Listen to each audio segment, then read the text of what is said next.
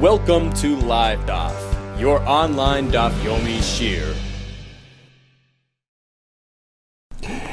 Shalom Aleichem, and welcome back to our last and final daf in our dear Maseches TEMURAH. We're holding at the Mishnah, Naf Lamed Gimel Beis, around 10 lines from the bottom.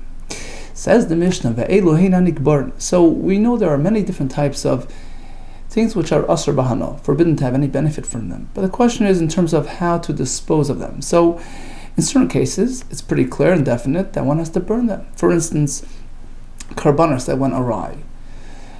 Or you have noisar, carbon material which was left beyond its expiry date. We have psukim that teach us that they have to be burnt. Another example is chametz on Pesach, according to Rabbi Yehuda, needs sreifa. The same with kilai hakerem, arla, as we're going to see in the Mishnah. But otherwise, typically, it's something which is asr bahana, just get it out of the way. The Mishnah calls them nigbarim, the ones that are meant to be buried. So interestingly, in the Pirush Mishnah, the Rambam, he says, Uva b'Kabbalah, we have a tradition, shei nigbarim, they're meant to be buried. And Mefarshim, endeavor to try to understand what the Rambam has in mind. Is it halacha b'shem Sinai? Pnei Yeshua learns simply that the chiyuv to bury is only the Rabbanan, to ensure that it's disposed of properly, gotten out of the way, to ensure there's no access to that forbidden material, but there's no actual requirement to have it buried per se. So whichever route you take, the point is there is no chiyuv, certainly no chiyuv of shreifa regarding kvura, or is kvura just another variation of so certainly when it comes to a mace, for instance, which is actually not even discussed now in Mishnah, there certainly is a mitzvah and a chiyuv to do kvura, but otherwise the Mishnah does call all these items nikbarin. There is one fundamental difference between something which is meant to be burnt and otherwise. The Mishnah later says that the ashes, the remnants, so the items which are meant to be burnt, their ashes are permissible, as opposed to the ones that don't have a chiyuv sreifa. In that case, any residue, any remnant, still retains the original Isser. Why is that? Why is that so? Why is that true? Says Tosfos. He says because those that the Torah obligates us to burn, so once you burn it, it is nasis mitzvasei. It has fulfilled its destiny. And typically something which is, Tosfos says, ein lecha davar shenasis mitzvasei mi'alim boi. Something which had fulfilled its destiny. You meant to burn it, you burnt it, done and over with. So the Isser, it vacates, and now this residue is just permissible material. It's done and over with, it's obliterated in a manner which the Torah is prescribed for this item. But if you're going to burn something which has no inherent obligation to be burnt, any of the other items which are just meant to be getting out of the way, dispose of it properly, discard of it, and you go and you burn it, since you don't really apply to it the prescribed process as instructed in the Torah, so whatever it is, it's still asur in any form, in any fashion, whether it's in its original form or even just the ashes that are remnants of that original Isser, it still retains the Isser. Interestingly, there's a beautiful piece from Reb Chaim Salvation, Reb Chaim Brisker. He says, I'll tell you why. What's the difference? Why is it that when there's a chiyuv of sreifa, the ashes are mutter, but otherwise the ashes are asur? So he says, because when the Torah says, burn this item, take the carbon which became puzzle and burn it, the burning process is a fulfillment of the item's obligation, of the item-based obligation. He calls it a chiyuv, a din, a halach which applies to the chefza, to the item. It's an item-based process. In which case, once it undergoes that process, the Isser expires. Because you've fulfilled its destiny. You've taken it to the finish line. The Isser is gone. Whereas, regarding the other items, where there is no specific directive to go and burn them. There it's just a matter of, you get it out of the way. Chametz, get it out of the way. If you hold like the Chachamim, you don't have to burn it. So it's a personal obligation. The person has to see to it that the item is out of the way, out of sight. Perhaps even destroyed. Right? Biur chametz. But not specifically by way of burning. You get it out of your domain. You get it out of your sight. It's a personal chiyuv to destroy it. So even if you burn it, if you choose to burn it, you haven't really fulfilled the item's destiny. So you cannot consider it nasas mitzvah. Say its mitzvah, its process has come to fruit. No, you as a person destroy the item from you, from your axis. So whatever's left of it is still asur. But according to Rabbi Yehuda, there's a chiyuv of sreifan chametz. So the item has a very specific process it has to undergo. Once it undergoes that process, it's over. The Torah says it's asur until you've done X, Y, Z. Once you've burnt it, it's over. Issur's gone. So the ashes are mutter. Beautiful piece from Chaim. To explain this Taisus, which explains the Mishnah, why the nisrafen afaran mutter, but nikbaran afaran is asur. Says the Mishnah. Ve'eloi, knowing this, ve'eloi and nikbar, the following items do not have a specific chiv or streifa, rather you bury them. Kachem sheipil, you have a carbon which miscarried, so that miscarriage is just buried. You cover. He pilo shulya, likewise, if it discharged this sack, which typically holds an embryo, it also has to be buried, because we assumed there was a fetus inside and it has kedusha. You must dispose of it respectfully and properly. Bishar niskal, an animal that attacked somebody and was condemned by the court to death and was stoned. You buried Begla Rufa, the calf which is beheaded on account of the discovery of a victim on the road. Vitzipara Mitzorah, likewise the birds of a Mitzorah. This is the one that you bring when you finish the purification process, the one that you shech. That one is meant to be buried B'Seyar Nazir, the hair of a Nazir. The Gemara will explain later, we're talking about a Nazir who encountered Tumah. During his experience, he has to abruptly stop and go through a certain process and restart the count, versus a Nazir Tahar who didn't encounter any issues and just completed his stint properly. So his hair, which he shares, is actually burnt underneath the shlamim, the pot of shlamim. But here we're talking about a Nazir Tami, Peter Chamar, firstborn donkey, whose owner failed to redeem him, so it's beheaded and it's asur b'hano. Ubasur b'chalav, a mix of milk and meat, cooked together. B'chulin, a regular privately owned animal, not a carbon, shenishach d'vazah, which was shecht in the azara, is asur b'hano as well. But there's no din streif on that. Rabbi Shimon Aimer, just as a carbon which goes awry, you burn it. Likewise, any other animal which went awry in the Beis Hamikdash, since it's changeable, it appears to the uneducated observer, it appears perhaps like this is a carbon that went awry, which requires streifa.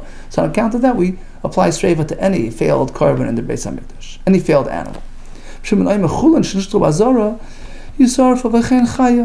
chaya, which you would think is strikingly different than a carbon which can't come as a chaya, so perhaps it's so different and so distinguished. The answer is no. But you burn it as well, so that we don't confuse the halachas. Okay, this concludes our list of nigbarin. Ve'elu and nisrafen. Here comes a list of nisrafen, things which are asur b'hana, which require burning. Chametz b'Pesach yisaref, truma tmeya. And Rashi brings the Gemara in Shabbos, discusses the reason for that. Rashi over there says, because it's compared to kachim, which are possible, which needs reifa. Oh, and Rashi here brings the Gemara in Shabbos regarding the other point. Why is it mutar b'hana? We'll see in a minute. You should actually have a na. Unlike the other things which you burn, and while you burn it, you don't have any benefit from it. You can't, cook up your pot. But here it's different. When it comes to truma tmeya, the kohen can take it and use it as fuel while it's being burnt, because it says lucha, for you to keep. You, Mr. Kohen, enjoy it even if it's tamei while you're burning it. Ukalaya kerem va'arla. Ukalaya kerem is if you have a mixed growth in your vineyard, and also arla, the first 3 years, it's asur ba'ana, and we learn from Kalaya kerem, where over there it says pen tikdash, and we learn tikdash means tukadesh, meant to be burnt. So it's not a clear direct in the pasuk. It's learned from a drasha, from a remez, but we apply streifa to both items. Eshedarka and listreif yisreif. Now within these items, some are liquids, you can't really burn them easily, and some are solids and dry. So those that you can burn easily, yisreif you burn. Eshedarka cover, whereas the liquids, which are not so easy to burn, so it's meant to be buried, you cover, you get it out of the way in that fashion. As we explained, you have bread, you have oil of truma, which became tummy, although you have to destroy it by way of burning, but the kohen can have enough from it while it's being burned. You can use it as a lamp, use it as fuel. When you have a carbon that was shechted improperly, the kohen had in mind to eat it, next week, or to sprinkle the blood outside the Beis Hamikdash. These are called psuli hamikdash. Harelu yisarfu, they're meant to be burnt.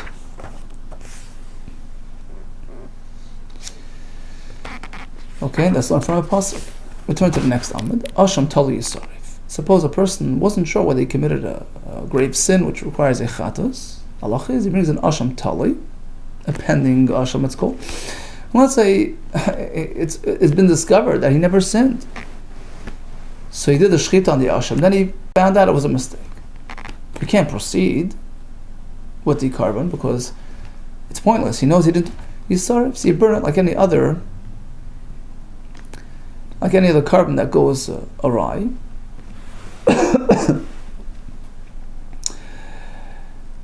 Rabbi Yehuda says no. He learns from a pasuk that these are excluded from streifa. Rabbi Yehuda, you cover, you bury it.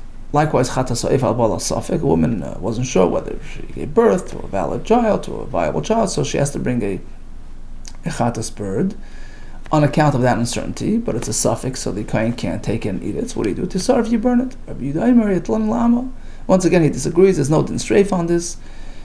As a pasuk to exclude it, rather you throw into the drain in the azora. Kol nikbar and leisraf. Now, all those that are meant to be buried, they shouldn't be burnt. Don't think that burning is better.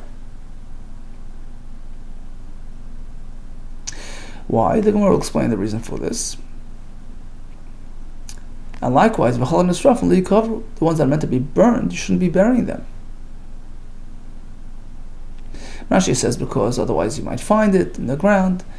Rukiva Eger and the Gilin Nashas asks, why is that? Why do we need another reason for that? Wouldn't you think it's simply because of the mitzvah to burn it? Of course, you shouldn't discard of it any other way. So some Mepharshim learn, Rashash explains that perhaps Rashi is referring specifically to Arla and Kalaya Kerem, although we derive from the pasuk, which indicates burning, but it's not a clear expressed in the pasuk. So perhaps over there would be room to think, better bury it, get it out of the way in a more efficient way. No, each thing has its own mode of disposal. Rabbi Yehuda, no. If he chooses to take something which doesn't have a din streif and burn it, that's great. It's even better. Chacham responded, you can't change. And the Gemara later will explain the reasons because the Chachamim held that something which is meant to be buried, meaning it does not have a specific chiv of streifa, then the ashes, if he should burn it, remains asur. So you're making it worse for yourself. You're burning it and you have the ashes around. There's a great risk that he might not realize that these ashes are different than the nisraf. And this one is asur. Rabbi Yehuda apparently holds, according to some Mepharshim, that even if one burns a nikbar, once it's incinerated and destroyed, even the ashes are mutter, and therefore there's no reason to be concerned. Fine. Zok the Gemara, Sa'ar HaNazir, you cover. The Mishnah explains that the hair of a Nazir is buried, there's no requirement to burn it. We have a kasha because we have a Mishnah Maseches Arla, which seems to indicate that the hair shorn off a Nazir is meant to be burnt.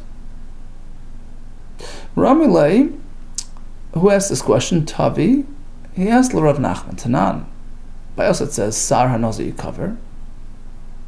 Long hair of a Nazir is meant to be buried, not burnt. Raminu, we have a kasha. There's a Mishnah Masachos Arla. Ha'ireg Malei Hasit. Person takes a little, some of the hair, or some of the Mitzamer Bachar, the hair, the wool of a Bachar, which is also Bahana, and he weaves it into the bag into a garment. Malei Hasit is the length, a thread, length between the thumb and the first finger. That's a significant amount. Some explain it's only Asum D'Rabbanan, so that much is considered significant, and we have to reckon with it, and the whole garment becomes Asr now. Yidolak HaBeged, you burn up the whole garment. Misar HaNazir, Petach Hamar Besak, he takes a hair of the Nazir, or the hair of this firstborn donkey, which is Asr as well, Besak, and he weaves it into a sack. Typically you use hair for a sack, right? Yidolak HaSak, you burn up the whole sack. Why are you burning? The hair of a Nazir, and now Mishnah says, is meant to be buried, not burnt.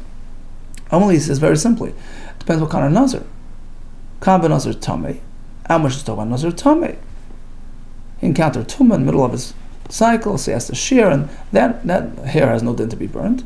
Kan Nazir Tar. The Mishnah in Arla is speaking about a Nazir who completed his process successfully. His long hair is meant to be burnt under the the pot cooking with the shlamim. Armalis, he says, great, that's an answer regarding the hair. Shani is Nazir and Nazir. You have properly resolved this apparent contradiction between the Nazir here and Nazir there. This is Tamei, this is Tar. What about the other kasha? In the Mishnah in Arla just quoted, it says that the hair of a Petach Hamor is Shreifa. If you look at our Mishnah in TEMURAH, it says Petach Hamor is Kvura. No Shreifa required. How do you get answer that? Petach Hamor, Petach Hamor Kash, Ishtik, he was silenced. He didn't respond. Amar Leis, he says, okay, do you have an answer? Have you heard anything regarding this matter? Perhaps do you have an answer? Amar Leis says, yeah. Hochi Amar Sheshes, Kam Basak, Kam Baseir. Yeah, technically you can just bury the hair as per our Mishnah in TEMURAH. So if you have just a little lock of hair, seir, fine. Put it in the ground, disintegrate, nobody will find it, great. Proper way of disposing. But once it's sewn into a sack, you're going to put the whole sack in the ground, very, very difficult for it to disintegrate and decompose. Eventually somebody might find it. There's a risk of somebody encountering it intact.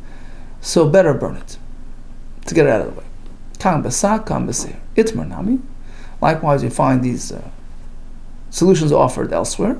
Amar Rabbi Chanina, kam besak, kam beseir. Here's just plain hair, buried. Kam beseir, just buried. Kam besak, a sack, should be properly disposed of and destroyed. Rabbi Elazar Amar, regarding the question of the hair of the Nazir, burning or burying, depends. Kam benazir toher, burning. Kam benazir tamei, you bury. Amli levatal sak beruba. Next question. You're putting a little hair in a big sack. Let it be batal b'rayv. Most of the material is permissible. Let it nullify this little bit of problematic material. Why are you burning the whole item? Amra papa. B'tzipurta. We're speaking that it has significance. He designed it as a bird. And that cannot become nullified. Rashi says it's something chashiv. It adds beauty. It's an adornment. You can't just nullify it. So okay, if you can identify the bird here, this is just pull it out. Eject it from the sack. You don't have to burn the whole thing.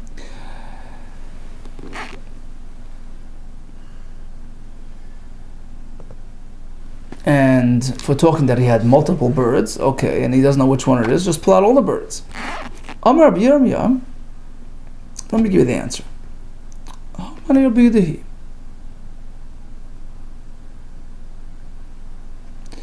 The Amar Imratza Lahachmer Al Atzmoi Lisreif as an Ikbar Rashai. Going like Rabbi Yehuda, who says that a person could be stringent and burn something, even something which does not need to be burned. How does that answer my question? Just pull out the birds. So he says, Amalei Kakashi Landosh Lafini. My question was, just eject the bird. Vat Mukham Slak Rabbi Yehuda, you're going and tagging it with Rabbi Yehuda, how does that answer the question? Yeah, something which needs to be destroyed, bury it, burn it. He says you can burn it, but don't destroy it. Spare the whole thing. Just get rid of the problematic material. I meant to say like this: if you have a feasible way of doing it without destroying the whole thing, fine. Pull it out. But otherwise, regarding the original question, which was, why are we even burning it? Why not just bury it as per the Mishnah over here in TEMURAH? That Betachamar you bury, that the Sar Nazir you bury. The answer is, I'll give you an answer for all those questions. But otherwise, open Rabbi Yehuda. Let's tag the Mishnah like Rabbi Yehuda. The Amur says, true, there's no obligation to burn it. But if he chooses to burn it, go ahead. Okay, so we had a contradiction between our Mishnah, which says, Petachamar you bury, Sa'ar Nazi you bury. Mishnah earlier says you burn it. So now we have a simple answer. It's Rabbi Yehuda speaking, who allows burning even on Nikbar. Alternatively, we could say regarding the Sa'ar Nazir, it depends which one. Tahir you burn, Tameh you bury.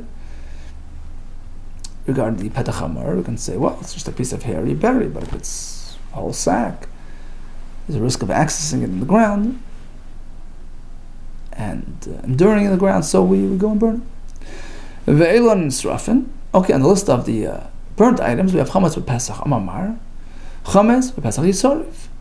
Who's speaking? Sasam Tana Rabbi Yehuda, our Tana, presented the anonymous halacha in accordance with Rabbi Yehuda, who teaches the Amar Eibir Chametz al Shreif. The only way to dispose of Chametz is by burning it.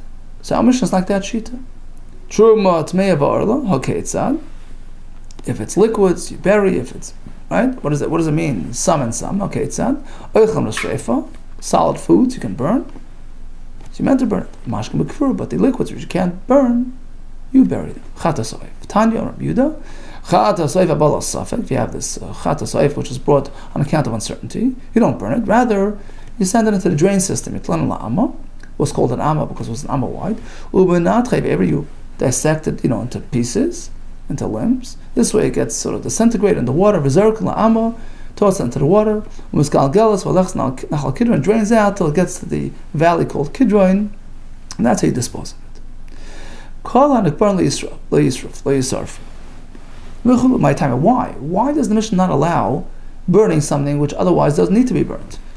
My time. Mishum the nikbar efron aser, as we explained, because if one should burn a nikvar, since it has no chiv to be burned, so it's not considered a fulfillment of its destiny. In which case, whatever's left over is still aser, efron aser, and he might not realize that. He might go and access the ashes. So better burn it. The nisraf and efron mutter, as opposed to ones that are meant to be burned. In that case, once you burn it, the ashes are mutter. Ask the Gemara, the nikbar and efron aser, something which is meant to be nikbar. So the remnants, the residue, the powder remains aser, efron aser. Atani, we have a brayso, dam anida, psar ames, the blood of anida, the flesh of a mace. A mace is certainly meant to be buried. Shouldn't have verchu. They've dried up to the point that they're powder, right? They're tahirin. They're tar. No, what does that tell us? My love tahirin mutar. We assume that they're tar. They lose their tum and they're mutar. There's no longer isra no. What do we see? Something which is nigbar. Once it disintegrates, it loses any original status. Loi tahirin masur. Although they're tar, because once it doesn't have its original moisture, it's tar, but it's still asr. It's still asr bahano. Mosra pinchas. Have a kasha.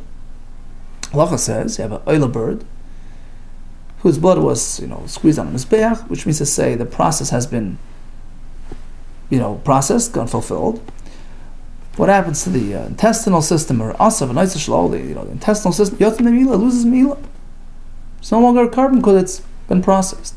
My love, yotzum de mila mutar. We'll assume that even these items that are around, they're here, and as Rashi points out, these are from the Nikbaran. You know why? Because he meant to throw these items at the side of the Mizbeach and they get absorbed in the ground miraculously. So tagged as nikbarn. Very interesting. Okay. And what do we see? Once it's gone through the process. Yotzum then he loses me'ilah. It's no longer regarded as a carbon. Umuturn, and they're permissible. Rashi says to go, dig in the ground, they'll find it. It's okay. Even nikbar amutar after the fact. Lo yotzum nebilo asurin. Of course, it loses me'ilah, but it stays asur. As per the law that nikbar retained their isser till the very end. Now comes the Gemara with another kasha. Back in the beginning of the Mishnah, we said, the vlad, the carbon, bury it, don't burn it, and we explained. The risk of burning is because you might mistakenly think that the ashes of this item are mutter like the ashes of any other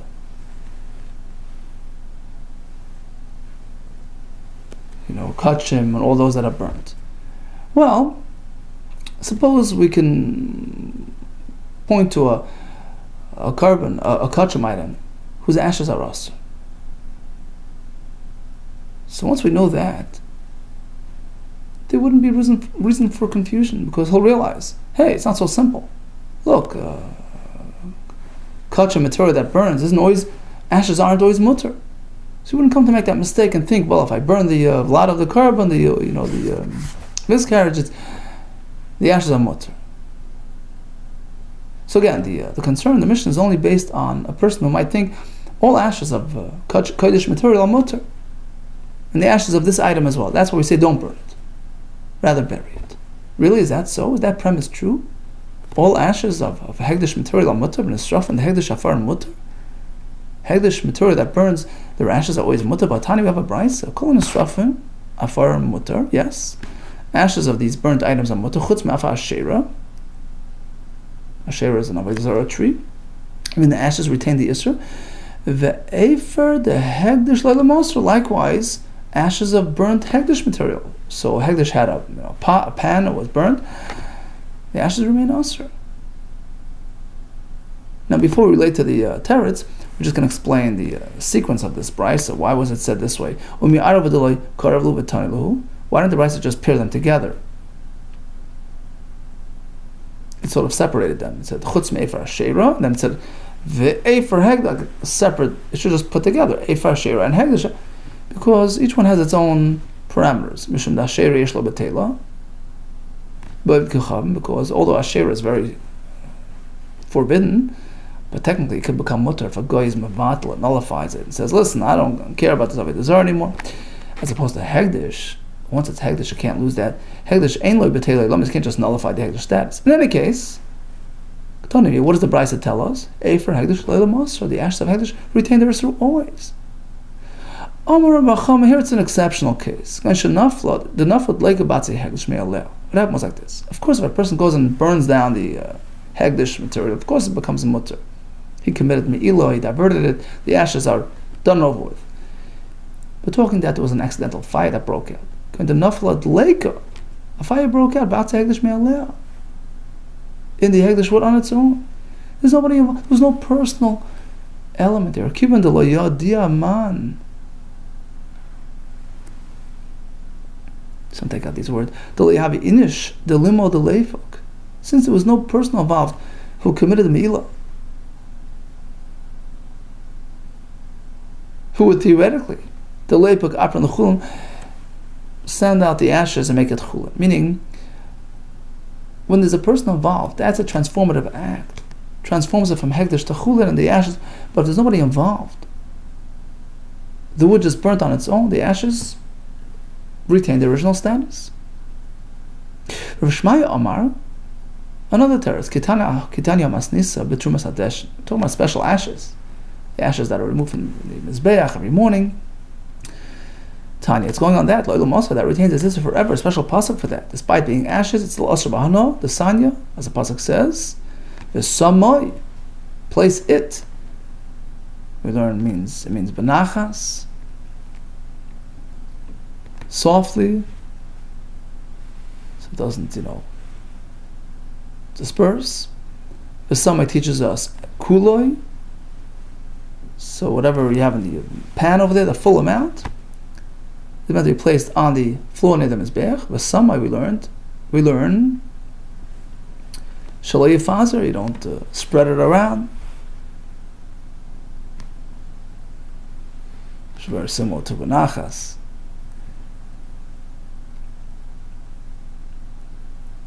Some actually turn it into two things. Some way kulai and some way benachas shaloi fazer. In any case, the point is that by Trumas Hadeshin,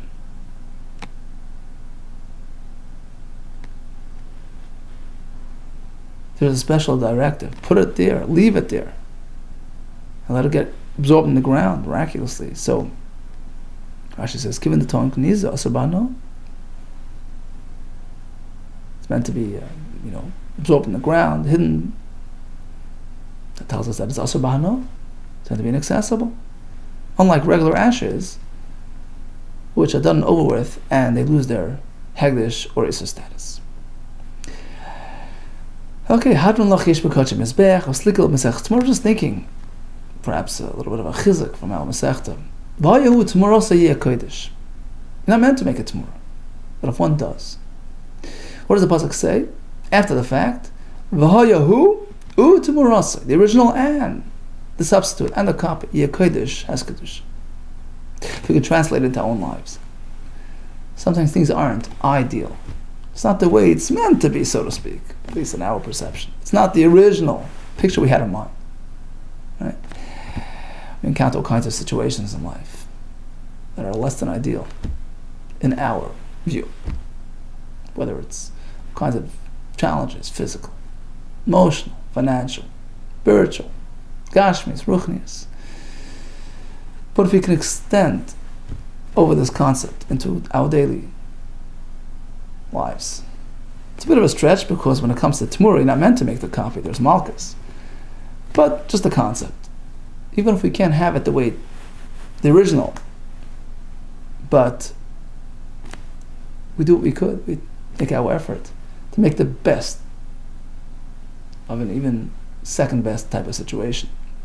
There was a saying that sometimes a b'di'evet is l'chatchila. And it rings so true, b'di'evet really is l'chatchila. It looks to us like a b'di'evet, but really that's what Hashem prescribes for us. What's tailor-made for us is l'chatchila.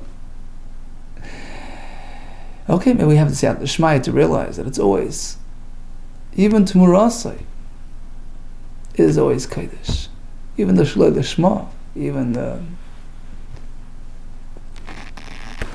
second best type of situations, whether it's barely a daf, barely a davening, barely a chesed, half-hearted, with struggle, with challenge, not the full excitement, but at the full lishma, even shalei lishma. V'ayahut marasai hiya kodesh.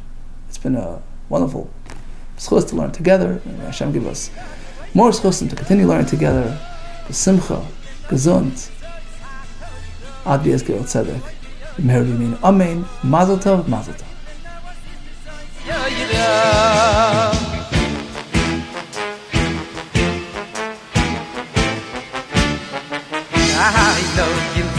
Is the Zoy Sato Yiro, he lonu was the Yiro.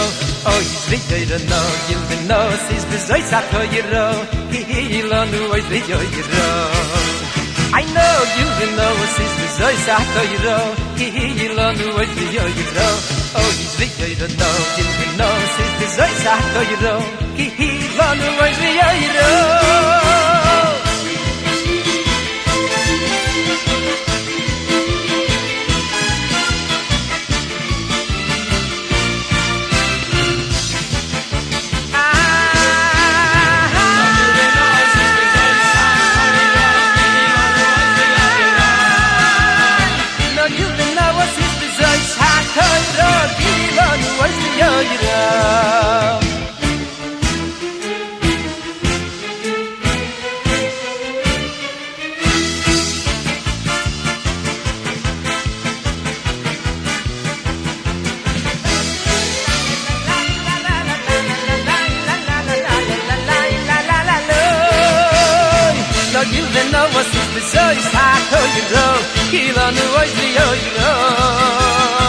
no gilden no was is besoit